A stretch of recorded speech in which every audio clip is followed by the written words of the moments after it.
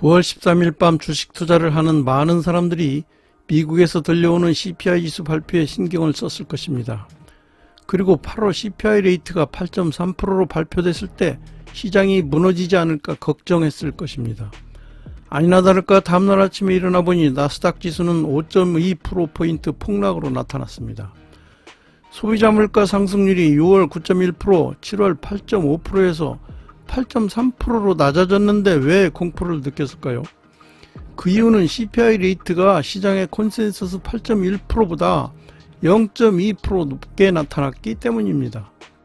그러면 단지 컨센서스보다 높게 나타났다고 다우와 나스닥 지수가 폭락해야만 했을까요?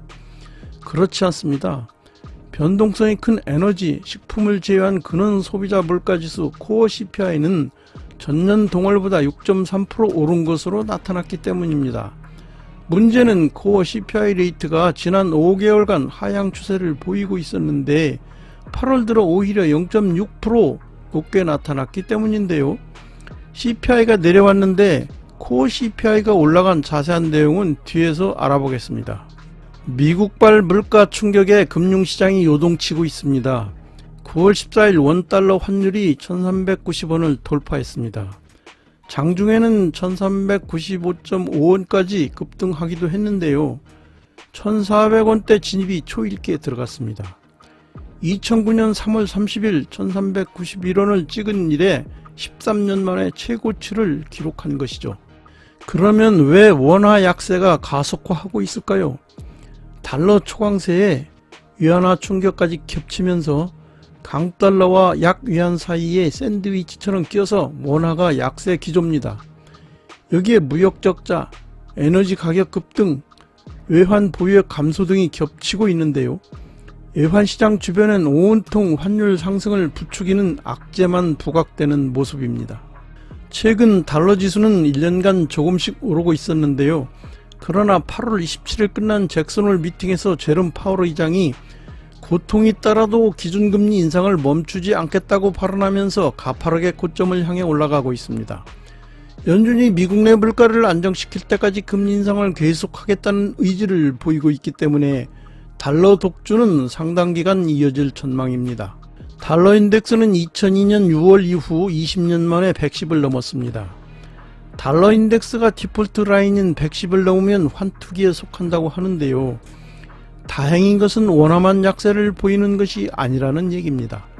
달러 가치는 파운드화에 대해서는 1985년 이후 37년, 엔화에 대해서는 1998년 이후 24년 만에 최고치를 기록 중이죠.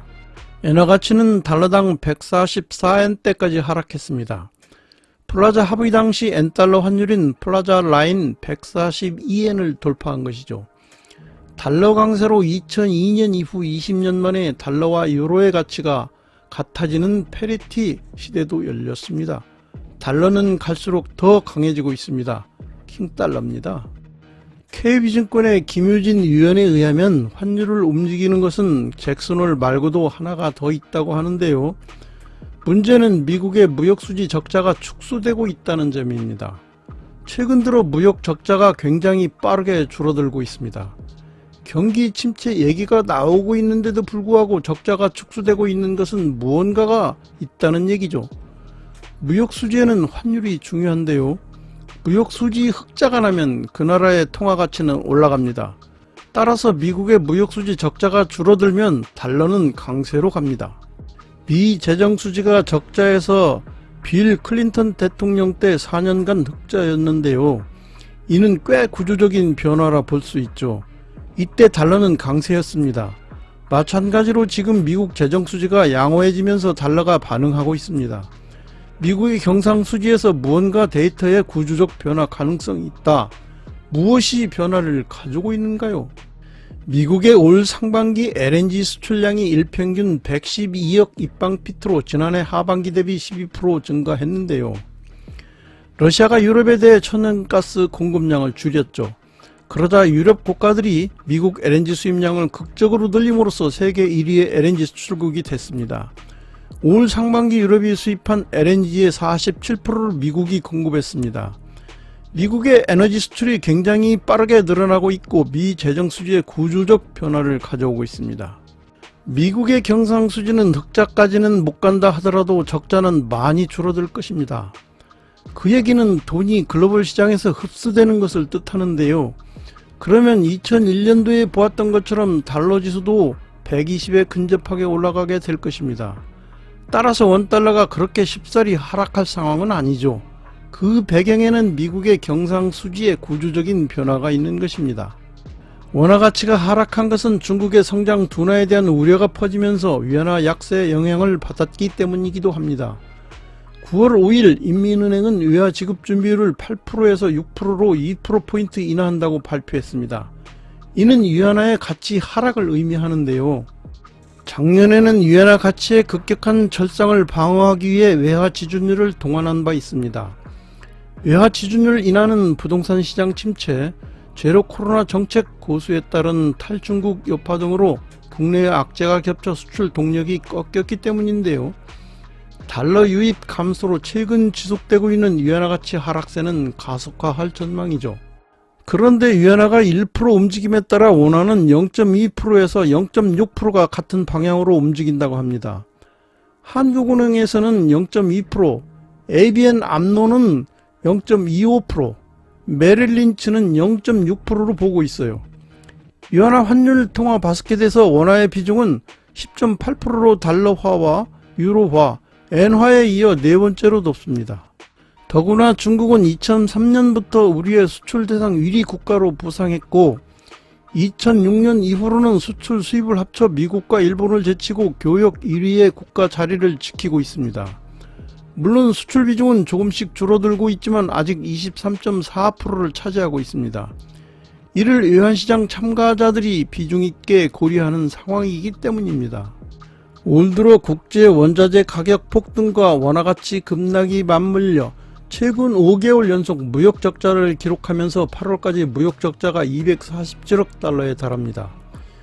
역대 최대 규모의 무역 적자가 발생하는데도 불구하고 상품 수지는 매월 흑자를 보였는데 7월에는 결국 11억 8천만 달러 적자를 기록했습니다. 무역 수지는 국경 통관을 기준으로 삼는데요. 상품 수지는 국내 기업의 해외 공장에서 수출하는 물량까지 포함해서 계산하죠. 상품 수지가 적자라는 건 이런 해외에서의 수출분까지 합쳐도 대외 상품 교역에서 손해를 본다는 뜻입니다. 무엇보다 경상수지를 구성하는 4가지 항목 가운데 가장 큰 비중을 차지하는 상품 수지가 급격히 악화됐다는 것이 문제입니다.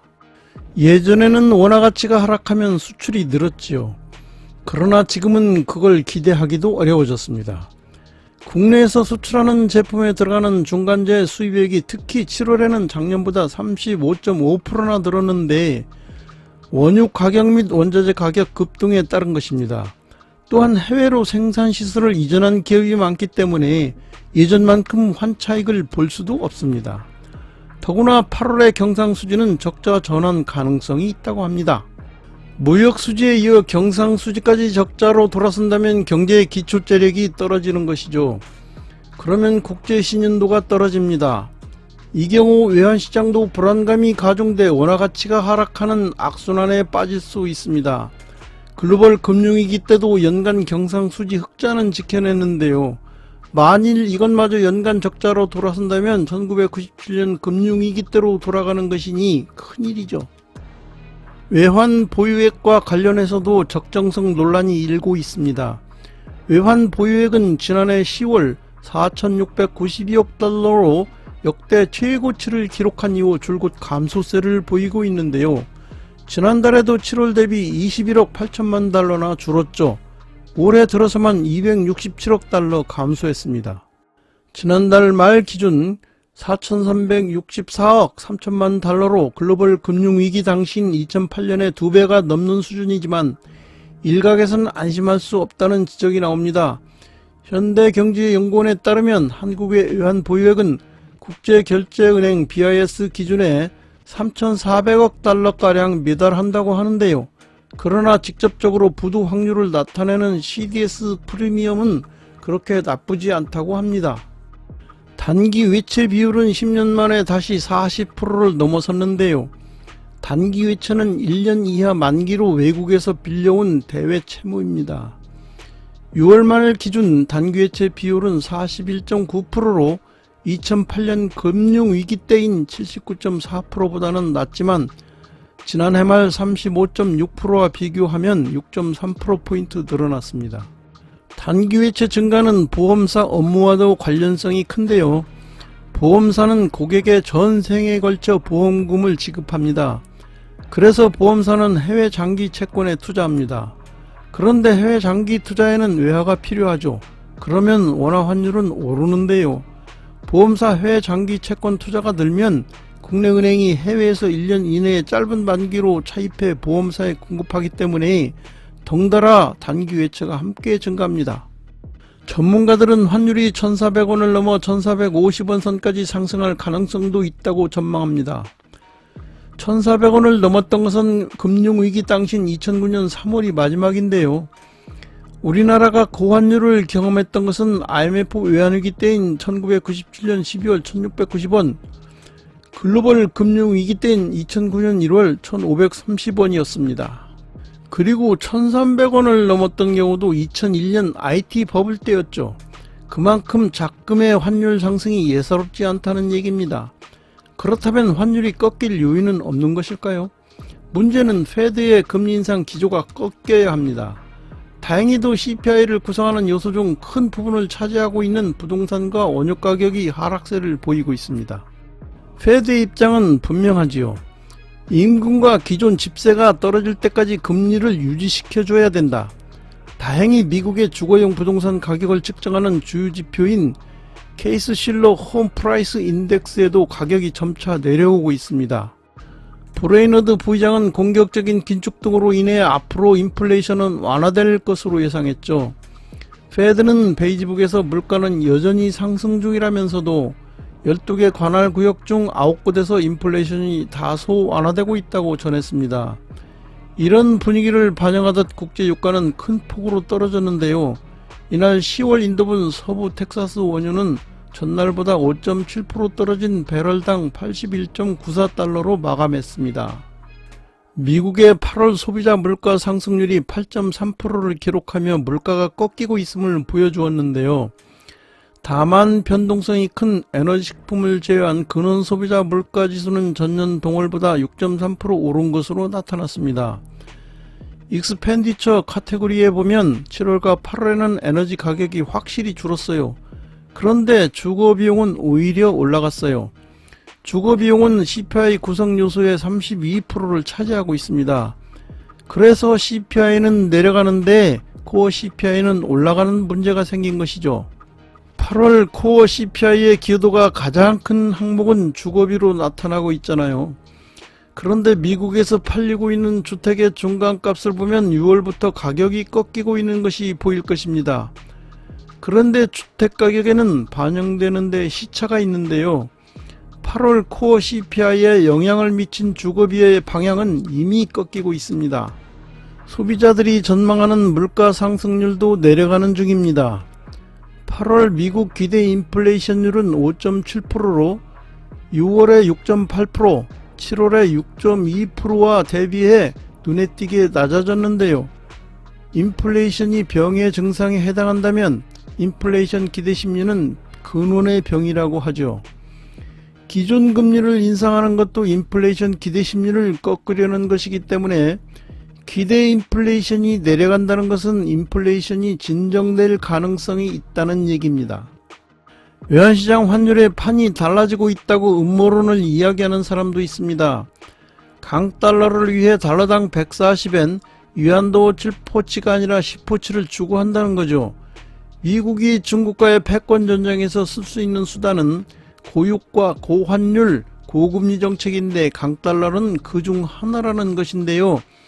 인플레 감축 법안 IRA 역시 중국을 견제하는 데 초점이 맞춰져 있다는 것이죠. 미국의 금리 인상은 신흥국들에겐 자본 유출로 환율 인상을 불러옵니다.